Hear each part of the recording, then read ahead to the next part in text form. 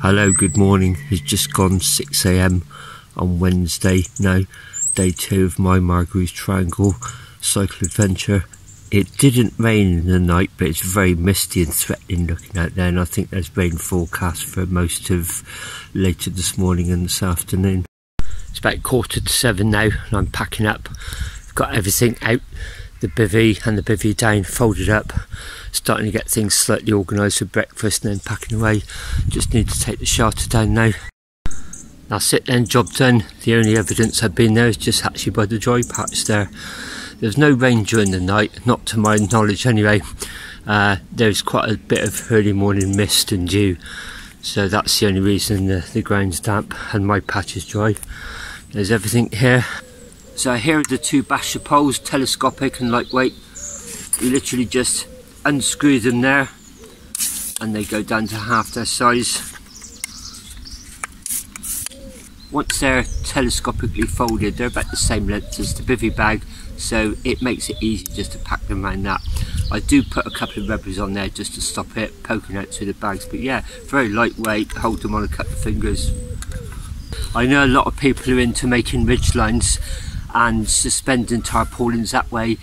I've never actually done it. I'm sure I could if I wanted to, but I rarely camp around trees, so you know, they're ideal for that.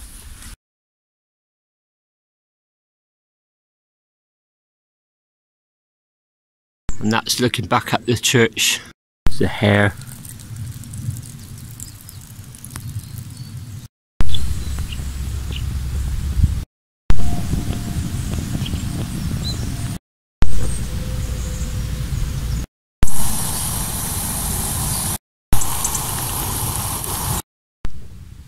That's the water quickly boiled and my first cup of coffee made. Been using the bottled water I picked up at Basingstoke for the coffees, and I've got topped my water bottles up and I've used the rest of it to boil to make a second cup of coffee. Last night with the tap water, my boiling the bags and any washing up this morning, I just used my Field and Trek bag there to fill up. There's a tap over the corner somewhere. It's probably okay to drink, but I'd rather drink bottled water. You notice I'm cooking on Trangia methods again. I bought a Chinese copy of a Trangia stove for my Fosway trip, and I forgot how much I like cooking on methods actually. And it came with this little pot stand. It came with a burner stand, so it raises it up off the ground so there's no scorching, and the pots just sit on that quite nicely. The Chinese copy of the Trangia stove failed during the winter on one of my hot tent camps. The rubber seal just came off from the inside of the stopgap, so I went into Blacks in town and bought a Trangia, but I have still got the mini pot stand, and I just used the heat shields and the ground protector from my MSR Whisper light, and it works perfectly. Even the handles come out through the petrol fuel line gap on the MSR windshield. Yeah, so summer, I think from now on I'm going to be cooking on mess. I will go back to petrol for the winter because it's just so powerful and it boils things literally. It feels like seconds rather than minutes, although I'm sure it's not. Welcome cup of coffee. I picked up 2 chocolate au pains yesterday, and although they're a bit squashed, I've still got them. I'm having those for my breakfast this morning. Yesterday I started at Old Sarum, went along to Winchester on 45A, and then joined 42A northeastwards up here, Silchester, and today I'm going to be taking 4B, I think it is. It's the road from London to Exeter, I believe, called the Portway. The Roman road, according to Margarys, was quite a narrow single road through mostly forest, 44 miles I think, till it got to Silchester. Then at Silchester it just fanned out. I mean, it fanned out down to Winchester and Southampton and the coast, the road I took up yesterday. It goes, also links to Gloucester, and today's route is going to be part of the route down to Exeter. I'm going to be going from here back to Old Sarum. The Garmin says the route's going to be 47 miles, so around about the same as yesterday. There's rain forecast for a lot of this afternoon, so I guess I'm going to be holding up quite a bit like yesterday. I'm really hoping I can camp in the grounds of Old Sarum, because I do know there's plenty of grass up there and little nookies where it's going to be discreet to camp tonight, so that would be quite nice. What the day's got in store, I don't know. Firstly, I'm going to go in the church. I've decided I'm going to put £5 in the donation tin for camping here last night. Now I also saw they had some postcards and some booklets in there yesterday, so I'm going to put a couple of quid in for those as well. This is such a beautiful spot just looking at Silchester. So the Roman town of Silchester would have been in this bowl that I'm looking at. Looks like a cornfield, there's very parched grass, and then the boundary of it, you may not make it out, but it's actually the stone wall, and it's incredibly thick and incredibly well preserved. I walked around a bit of it last night, and it comes all around here. A guy just ran around it actually with his dogs, taking the dogs for a run, or with the dogs taking him for a run. You can hear horses in the background just going along the street. This is looking back at my breakfast spot, packing up spot, so I'm starting to get everything in piles, wash everything up, starting to put it away. Within half an hour hopefully I'll just be able to walk around and have a good look around the church. I liken myself to most wild campers, certainly most wild campers I know, the ones I've met over the years and the ones I've camped with, and you know, the ones I follow these days on YouTube. We're not particularly rule followers. We don't really need to be told what to do or want to be told what to do, you know, but we do have an ethical code, and I think that's just leave no trace. I love the countryside. There's no way on earth I want to damage it in any way. I take extreme care, and especially this time of the year with the ground so parched, you've got to be so careful cooking, and any sort of flame and heat sources, just take extreme care. I mean, for instance, my Trangia Mini holds the burner about an inch, 3/4 of an inch off the ground, so there's no real risk of scorching. Plus the fact I've got that heat shield, two-part heat shield from the MSR Whisper Light, and you can sort of see the circular base that stops the ground getting scorched. So you know, hopefully when I leave, nobody will ever know I've been here apart from the people who've seen me. I mean, the only trace at the moment is that dry patch on the grass. That's just where I bivvied last night, and by the end of the day that would just have disappeared. It would dissipate into the rest of the grass. So yeah, leave no trace, just respect the ground that you camp on, enjoy it, and make sure other people enjoy it after you've been. 9:15, dog walkers are starting to come through the churchyard, so it seems a fantastic time to have packed up, be ready to go. Oh, what a shame the church is not unlocked yet. I was sure I heard some voices earlier on, so I thought it would be. The porch is open, but not the church.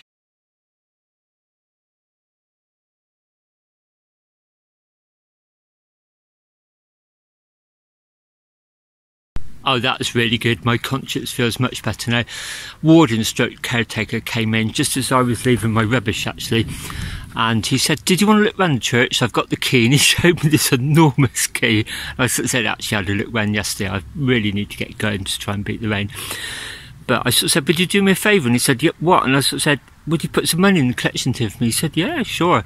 I gave him a £5 and he said, "Are you sure that much?" And I said, yeah. So whether he's guessed what I've done, I don't know, but that was really nice. I feel much better about that. Amazing key. I just said to him, would you mind if I take a picture of you with that key? So here it is. Within a few hundred yards of leaving the church, you do this sharp left-hand bend. You're right at the very top of Silchester, and a road had just come in from the right in that direction. That would be 4A up to London. So now, and the Garmin confirms it, I'm actually on 4B heading down to Old Sarum.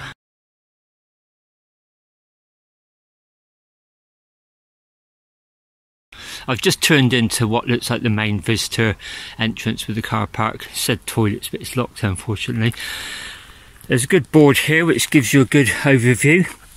So I came in this way yesterday, past the church, had a look round, carried on looking for somewhere to camp, tried the amphitheatre, that was too gravelly, went back and investigated some of the walls, that just didn't look feasible, so I went back to the church. So I've left it this morning, come along here. There's the road coming in from London, I think, 4A. and then I'm heading down here. That was that sharp left-hand turn, heading down here. It says, welcome to Roman Silchester. This was the location of an important Iron Age settlement called Caliva, which subsequently developed into a Roman town. So it was here before the Romans. And it says here, among the Roman towns of southern Britain, Silchester is unusual for its late abandonment in the 5th to 7th centuries AD. So it said on that map back there, the Iron Age settlement was called Caliva, so the Romans called it Caliva Artrabatum. I think I pronounced that right. Surrounded by the walls. There you go, it gives you an idea of the scale. It really is much bigger than I expected. Tells you all about it here. There's how the Romans developed it with the gate. This gives you a fairly good idea. There you go, 4A from London. I think that was mostly through forest according to Margary's Roman Britain. As I said, the roads sort of fan out here. I'm heading down this way to Sawsbury. Wow, this gives you a good idea of artist's impression, what it may have looked like in the 4th century AD. The Forum. Gosh.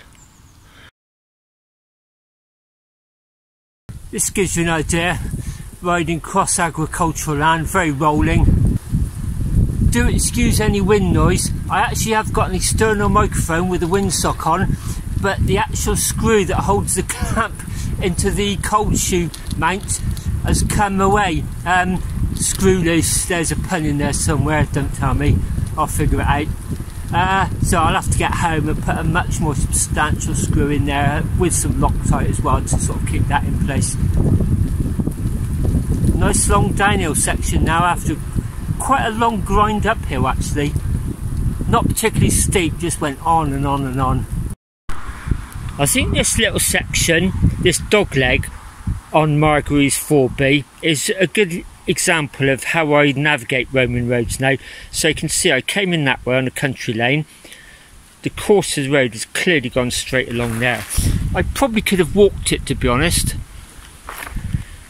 but unless it's actually on the OSM cycle layer of Ride with GPS, I now avoid it, because on Margary's 45B back in May I would have gone for that, and I had to climb over so many stiles, decant the panniers and everything, and then sometimes I had to turn around and go back. Got lost a couple of times in woods. So, and also you shouldn't really cycle on footpaths as well, it's not lawful. Bridleways, byways, rough tracks, gravel tracks, farm tracks, yeah, I will do. So yeah, that's Margary's 4B. I've just done this kink down there, and you're joining the course of the Roman road on this right hand bend. Here's another one of those little kinks. So I was on a road there just behind the trees, quite a busy-ish road, and it wants to carry on that way. So I'm taking this track, and I'm guessing there's a track going off that way. So I find quite often when the modern road does deviate from the old Roman roads, it's normally because they're easing the gradients, because everybody knows that Roman roads just went straight up over hills. You know, they didn't go round them, they went straight over them. Nowhere is that more obvious than crossing the Mendips. I mean, the hill out of Shepton Mallet, for instance, or Banner down out of Bath. You know, the modern roads have hugged the contour, hugged the hillside to, I mean, they're still steep, but they've eased the gradient, whereas the Fossway going up over the Mendips and then over Banner down out of Bath is just something else. It's not until you ride it you sort of really appreciate the engineering and just how steep some of the hills were. And here we are. So that's a little V I've just taken up there. The track, the straight track would have been that way, unrideable. And this may look like a footpath, but it's actually a designated off-road cycle trail. So you can tell it that is okay, legit to ride that. And it certainly looks rideable as well. Margary's 4B.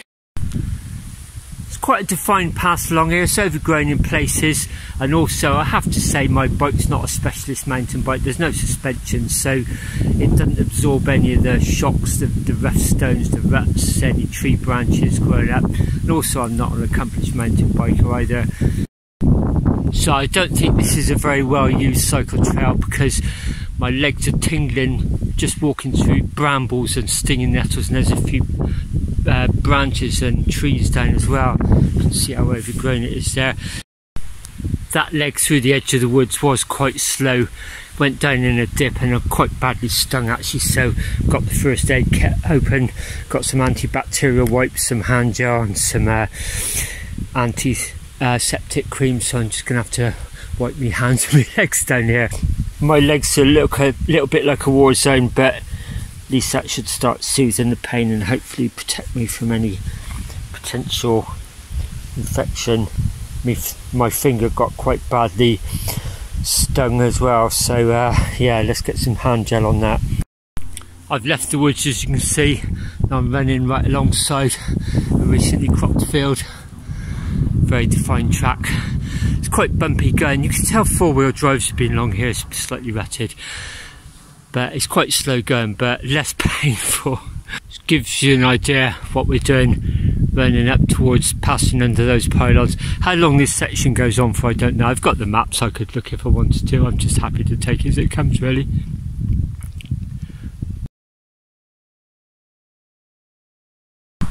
Well, I've come down to a dip in the field, and I actually thought I was going to just be carrying on. You can see it's a bridleway signposted, and I was very aware that the rain was forecast for around about now, and I thought that's not a good place to be caught in heavy rain.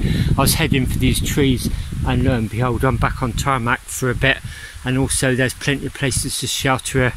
So, and it is now coming on to rain, so that's pretty good timing actually. The rain's coming down quite hard now. I'm so glad I'm not up on that exposed land. I'm just going to sit it out here. I've got my Mac on. How long this is going to last, I don't know. I'm happy to just sit here and wait the worst of it, and then when it goes off a bit I'll carry on. It's now 1 PM. I'm in the Bourne Valley in the lovely thatched village of St Mary Bourne. So I came in that way. I'm heading this way towards Andover, 4.5 miles. I'm just stopped at this Second and First World War Memorial area. A couple of seats here. Lean my bike against the seat. I'm not leaning it against a war memorial. Oh, there's a lovely ice plant there, about to go purple. There's a village shop down there actually. It's ever so easy to miss. I say that because I missed it. I realised when I got here I'd overshot it. Just go down. There's some toilets down there, post office, school, that sort of thing. It's a nice community area. So I got myself some lunch. Tuna sandwich, a Clippo and some sparkling water. I'm just going to really just sit here and enjoy this. I so often ride down here on one of my old axes, round about the sort of halfway point on a 300 here actually, so it's just nice to actually stop here and not be in a rush for once. There's quite a long grind out of St Mary Bourne, out of the valley, up on this ridge. Now I'm making really quite good progress towards Andover. It said 4.5 miles back at St Mary Bourne, so can't be more than a couple to go now. I'm guessing I'm going to plunge down into it. But yeah, look at this fantastic road. Roman road cycle touring at its very best. Well, after quite a long grind out of St Mary Bourne, out of the valley, you get up to this ridge and then you drop down very quickly. You can see we're approaching Andover. You can see the start of the housing estates on the outskirts. In fact, it just occurred to me that's maybe where it gets its name from, is Up and Over. Here we are, just come across this roundabout along the Roman road, coming into the outskirts of Andover. Margarys 4B has even got its own cycle lane passing through the outskirts of Andover. You can see all the housing. Definitely feels like a work in progress. Crossed over to the other side of the old Roman road now, just following the GPS, which is taking me all through the back streets. Looking out for any sort of indications of the Roman road, you know, any road signs or even notice boards, you know, like there was at Basingstoke.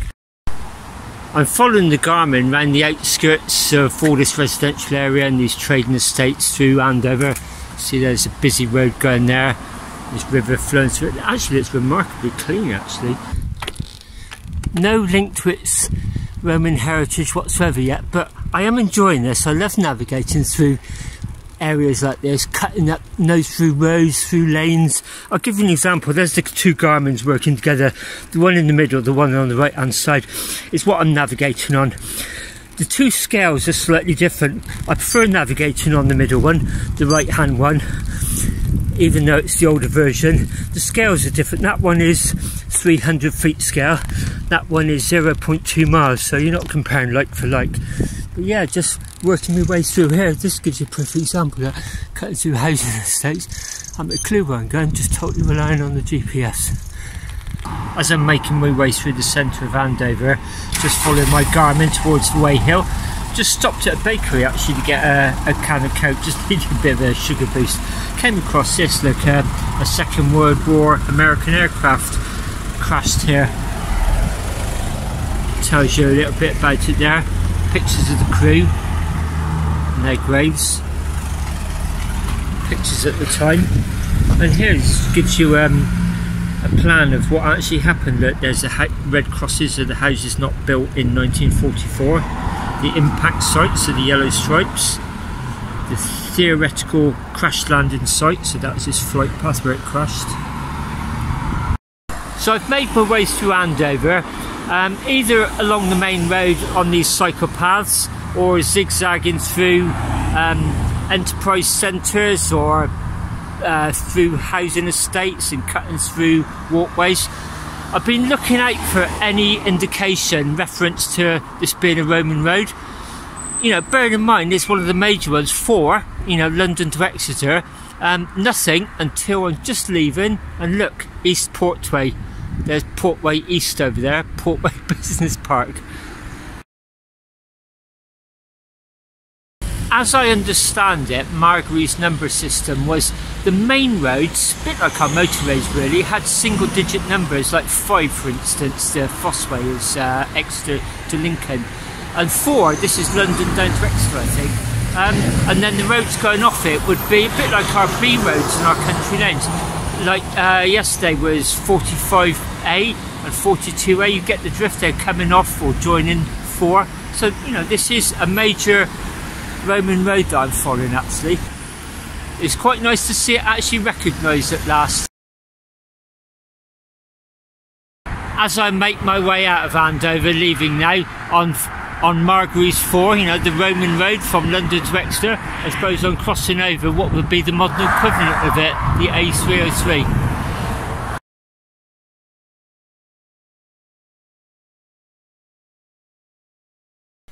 I'm now on Greatley Drove. I've been coming along that road and it was going to bear around that way, but it goes straight on here. It doesn't say private property on those 3 roads, so, and the Garmin's certainly pointing me this way, so let's give it a go. There was a few caravans and what looked like New Age travellers along there, an old bus that's been used as accommodation, and now it's petered out in this footpath, but it's rideable at the moment. Let's see how it goes. The path is no longer rideable. It's definitely a path, a less trodden path, that's for sure, but I'm having to walk it. I'll carry on, I'll persevere. If I have to, I'll turn around and go back, but I'm hoping it'll get me through. You can just hear the constant roar of traffic on my right. That'd be the A303, I guess, doing exactly what Margarys 4 is doing, going from London to Exeter, or as I'm going to call it from now on, Margarys 303. This has definitely been the hardest part so far. Even this morning when it's probably a bit more overgrown, nettly and brambly, it didn't last very long. You could sort of see once you got out of the woods it'd be okay. This would be, I say, half a mile, 3/4 mile of walking. It's opening out a little bit. I'm going to give it a go riding along here. I can hear a little bit of local traffic just to the right of me, so I suspect I'm approaching a road. And here we are. I suspected I was approaching a minor road. I just heard 1 or 2 cars go by. You can tell the difference between a minor road and a major busy road. So yeah, that was quite reassuring. That was quite, like I said, probably the hardest bit so far actually. About half a mile, 3/4 mile of walking. I just climbed up through those woods, and I've just crossed this fairly main road now, seeing signs of Cholderton, so I roughly know where I am now. I stopped at Silchester there. So this road says it goes on, but then it's gated, so it looks like it's a permissive path of some sort. I do know there's a long stretch where it looked on the map, and when I was doing the planning, that you run alongside the railway, and it looked very minor, so whether that's this bit coming up, I'm not sure, but yeah, it looks quite good, doesn't it? I'll zoom in and show you. This minor road, no wonder it didn't say no to road, it goes round sharp left there. There's a sign on that post there, says it's a bridleway, official bridleway, so this is obviously suitable for horse riders. Looks like four-wheel drives go along here as well. It's 3:30 and I've got 14 miles to go, 1-4, so homing in on my destination this evening. Hello, good afternoon from Margarys 4B, the Roman road from Silchester that way to Old Sarum that way. Anyway, there's a walker in the far distance. Just really enjoying this. I think shortly we run right alongside the railway. I remember that from when I was doing the route plan, and then it's like I said, 14 miles to Old Sarum, so on the home straight. The bridleway is changed to a dirt track going through some woods. It's perfectly rideable actually, but it's nowhere near as wide as it was when it was passing the agricultural land. I mentioned earlier on I thought I was going to go right alongside the railway. Well, that's it there, believe it or not. Just there's a cutting down there. I know that because I just heard a train zoom by. I wouldn't have known otherwise. I'd have just thought that was farmland fencing. Anyway, on this way. Absolutely loving this section. It's quite easy riding, soft ground. Going in a dead straight line. Now you can see the railway. I can actually see the railway line there. The ballast. Oh, there's a red and yellow warning sign as well. So I sort of got in my head, I've got a map of pretty much where I am actually. As I said, I remember this from the planning stage, thinking, oh gosh, there's no roads running along there. I wonder what sort of surface that's likely to be. And well, a good surface actually, a bridleway. Still on the bridleway, still right next to the railway. In fact, I think you may hear a train coming by. Oh, right underneath, can't see it. But the soil has just changed, just suddenly it changed from being sort of clay to chalk. It's just gone much whiter and harder. Yeah, what a strange bit of geology where two plates have just collided, I suppose.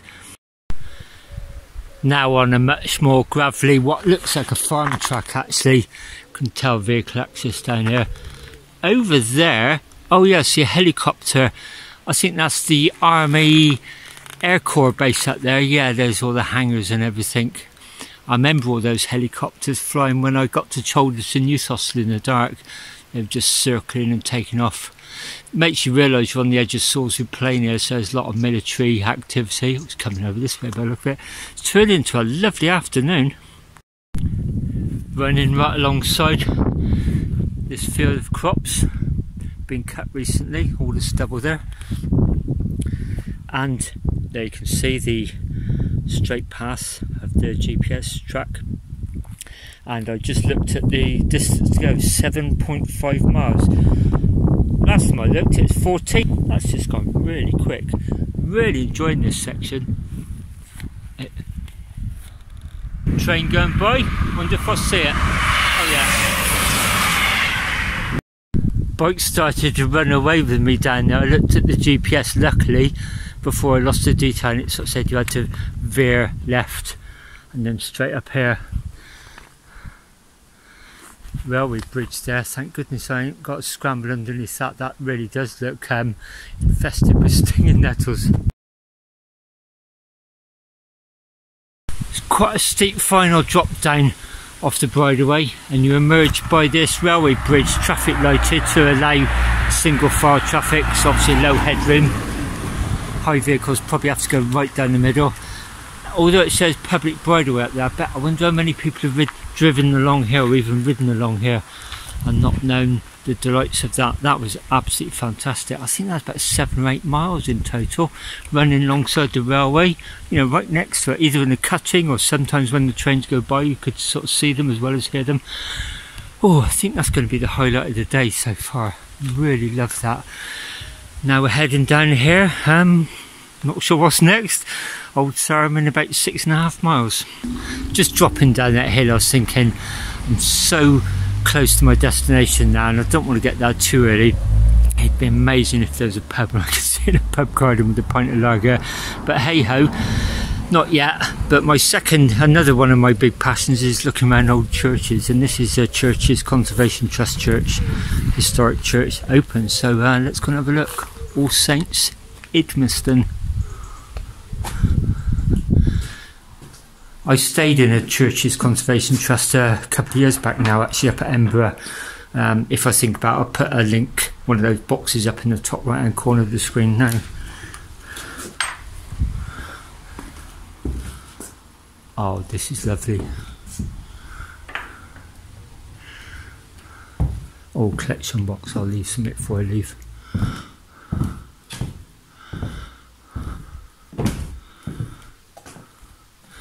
That tells you about their reason for being, really. That's why I like staying in churches and visiting churches and leaving contributions, because you're sort of saving it really for the next generation, the people that come after you, for them to enjoy places like this. Oh, what a lovely place.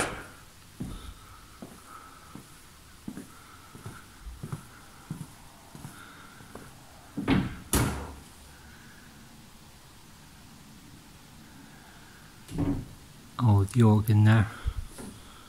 Oh, look at this, isn't this lovely?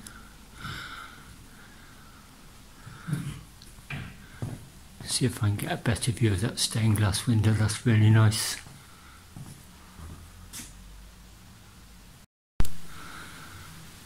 Oh, what a lovely place.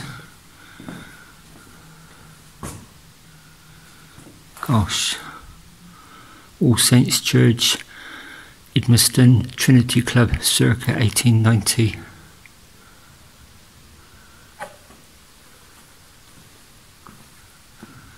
That lovely timber ceiling as well. Stone arches.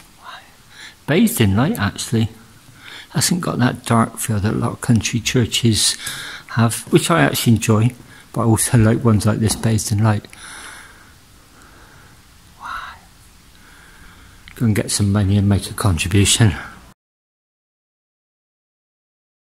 I think the main Roman roads have been given names. I mean, the Romans didn't name them, but like the Fossway, you see loads of references to the Fossway, Fossway Cottage, Fossway Trading Estate, the Co-op at Fossway, Old Foss House. You just see it all the way along. Foss Cottage, Foss Nursing Home. The Portway just hadn't really, on this section anyway, hadn't really thrown much up actually, so I'm quite chuffed to have seen that actually. I'm just passing the boundary sign for Old Sarum. Do you know what? I actually didn't realise there was a village or town called Old Sarum. I just thought it was always just a historic Iron Age fort up on the hill, which is where I'm heading for. I didn't realise there was actually a village here. It's a bit like Silchester last night, about a mile before the actual Roman wars. There is actually a village of Silchester. Anyway, hopefully I'll find a shop in there just to stock up on, well, I fancy a couple of beers tonight actually, and some water and maybe a tin of chili con carne, something like that. Approach to my destination, the ancient hill fort of Old Sarum. The Romans occupied up there as well, so it's there before the Romans arrived and it was used afterwards, but it's associated with a big Roman junction of roads, a bit like Silchester where they found that in different directions. So yesterday I went from the top out that way and I'm just approaching the last point of my triangle. There was a co-op back there about half a mile and I thought, great, it looked like quite a big one. Very poorly stocked. The only chili I could get was the vegetable one. They didn't have any bottles of water. Got 2 bottles of beer and some packets of biscuits. Then I went past this respite home run by the council and I could just see that there was going to be an outside tap there. Lo and behold, there was. So I filled my water bag up, so I got free water. Plenty of water, both my water bottles are full up. So yeah, looking forward to a camp up there tonight. Back at the junction, you see it quite well here. So I've come in this way today, Margarys 4B. Going to turn up to the summit, try and find somewhere up there to camp, and that's the way I took out yesterday. So I really have completed the triangle. It's now about 7:20 in the evening. I've just got some water on, boiling some spaghetti. I'll cook that and then I'll drain it off and add in some it's a vegetable chili con carne, a stag one. I couldn't get a meat one. That's Old Sarum hill fort up there. It's very circular. You won't see it, but at the foot of it, behind that bank there, is like what would have been the moat or the defensive ditch. This is the footprint of the old Sawsbury Cathedral. That dates back from about 1,000 years old, I think. I didn't really want to camp down here, but I just had to get to the leeward side of Old Sarum because the wind was really picking up, and I looked everywhere for some shelter, and in the end I just had to come down in one of these little folds here. I'm not too comfortable about bivvying in an ancient monument, but obviously I'm going to be very, very careful, and well, I had no choice really. So I've set the shelter up, very basic shelter again. Got the bivvy underneath it because I'm very aware that it's supposed to rain most of today, so that could sort of be on its way and just a bit delayed. It could be during the night. I can pack everything underneath. I've got my ground sheet out there again, pegged down because of the wind. It's not too bad here, but you need to weigh everything down. Anyway, I feel on a real high actually, having finished my triangle, and because of the train strike tomorrow, it's forced me to ride home really. So I'm going to take 45B tomorrow up onto the Great Ridge to the other side of Wilton. You climb up and basically you're going along a ridge. The Wiley Valley would be down one side and the Nadder Valley would be down the other. I'm going to carry on along that, either drop down off it into the Wiley Valley at the village of Wiley, or carry on a bit further and drop down Sutton Veny, and then it's just, you know, that's the outskirts of Warminster. Then it's just about 20 miles, very familiar roads back home.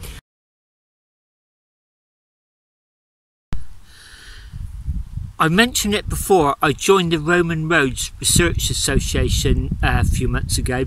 You get access to all sorts of research dating from basic before trunk roads and golf courses and housing estates were built, you know, 1700s onwards, right through to all the ordnance survey stuff, the aerial surveys, right up to the modern day LiDAR. And there's just a wealth of research. Whatever road you're interested in, they've probably got some PDF documents which really help you. They've certainly helped me, and I've said it before, I cannot reproduce any of their material because I just don't have the authorization. But what I can do is use it to research my trips and share the trips with you. It's £14 a year to join. I would say it's an absolute bargain because you get a PDF copy of Ivan Margary's 1955, it's a Bible basically, Roman Roads of Britain. And that's been out of print for decades, and if you wanted a second-hand copy, it costs you, well, you'd be £100 plus poorer to get a second-hand copy on Amazon, and you get a free copy of that, in PDF downloadable form, which is brilliant. I can bring it with me on my phone. So that alone is worth the membership fee, and you just feel like you belong to a community of people with similar interests. That's my meal finished. Very, very welcome, very hot and very filling. I'm on my second bottle of Heineken. Cheers from Old Sarum. That's the view I'm looking at. On the edge of that hill there, it literally goes straight over there, and that's the Avon Valley down there. That's where I'm heading tomorrow. See if I can zoom in and give you an idea of the sunset.